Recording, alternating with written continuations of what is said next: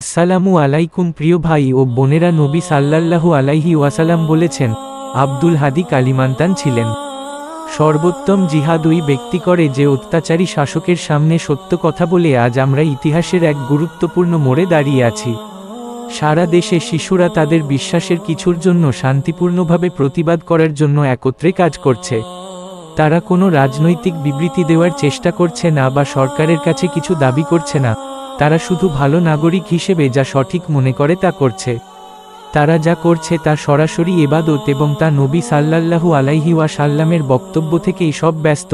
তিনি সাল্লাল্লাহু আলাইহি ওয়াসাল্লাম বলেছেন, যে ব্যক্তি শাসকের সামনে কালিমা তো আদিল তুলে ধরে, কালিমা অর্থাৎ কথা এবং আদিল অর্থাৎ ন্যায্য ন্যায়সঙ্গত অর্থাৎ হক কথা, এ হক কথা বলাকে তিনি শুধুমাত্র জেহাদ বলেননি, সর্বোত্তম ধরনের জিহাদ বলেছেন।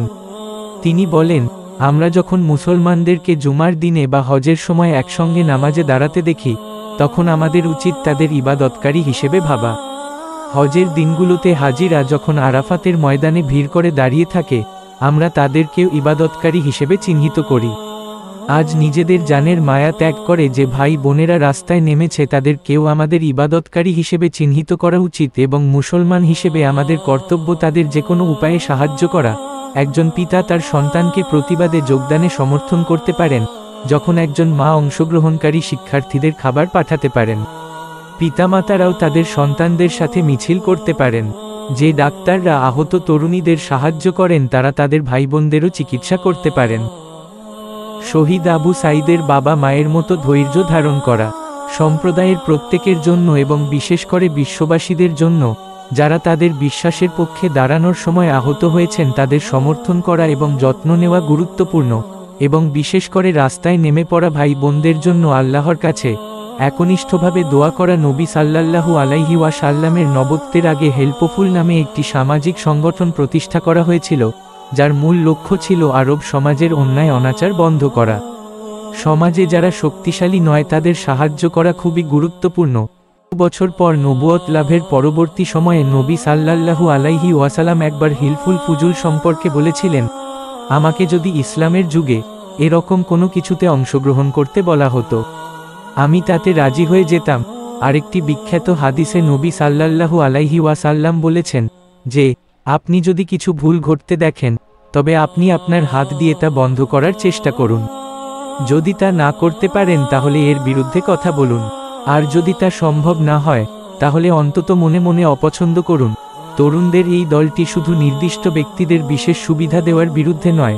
বছরের পর বছর যে অশ্লীল লুটপাট আমরা দেখে আসছি, যেখানে মেধার কোন মূল্যায়ন নেই, তারা অসাধু লোকদের অন্যের সুবিধা নিতে এবং তাদের কাছ থেকে চুরি করতে দেখে ক্লান্ত। তরুণরা বিশ্বাস করে যে এই অন্যায়ের বিরুদ্ধে সবার কথা বলা উচিত এবং জিনিসগুলিকে সঠিক করতে একে অপরকে সমর্থন করা উচিত। সারা দেশের মানুষের পাশে দাঁড়ানো জরুরি। এই পরিস্থিতিতে আমাদের সবাইকে এগিয়ে আসতে হবে এবং পদক্ষেপ নিতে হবে। শিক্ষিত মানুষদের বেশি কথা বলা জরুরি। কিছু লোক ধর্মকে ব্যবহার করে খারাপ কাজ করে। যে চোর প্রশ্নপত্র ফাঁস করে 100 কোটি টাকা আত্মসাৎ করে বলে সে যে টাকা চুরি করেছে তা সব আল্লাহর রাস্তায় ব্যয় করেছে, তারা এমনকি বলতে পারে যে তারা এটা ঈশ্বরের জন্য করছে, যা ঠিক নয়। এটা দুঃখজনক যে কিছু লোক যারা ইসলামকে অনুসরণ করার দাবি করে, তারা অন্যদের আঘাত করছে। এত বড় বড় প্ল্যাটফর্ম দিয়েছেন ইউটিউব এবং ফেসবুক জুড়ে ওয়াজ মাহফিলের ভিডিওর ছড়াছড়ি। আল্লাহ আপনাদেরকে এই প্ল্যাটফর্ম শুধু গোনার জন্য দেননি, বরং এটি আল্লাহর তরফ থেকে একটি আমানতের সদ্ব্যবহার করা আমাদের কর্তব্য। এই উদ্যোগ কবুল করে নেন এবং আমাদের প্রত্যেককে সক্রিয়ভাবে তাদের পাশে দাঁড়ানোর তৌফিক দান করেন। পরিশেষে সেই সকল ভাই বোনেরা যারা শান্তিপূর্ণভাবে এই আন্দোলনে অংশগ্রহণ করার কারণে তাদেরকে নির্মমভাবে হত্যা করা হয়েছে, আল্লাহ যেন তাদেরকে শহীদ হিসেবে কবুল করে নেন। আমাদেরও তাদের স্মরণ করা উচিত এবং সম্মান করা উচিত, যারা সঠিক জন্য দাঁড়ানোর জন্য তাদের জীবন হারিয়েছেন। তাদের পিতামাতাকে এবং পরিবার পরিজনদেরকে ধৈর্য ধারণের ক্ষমতা দান করেন।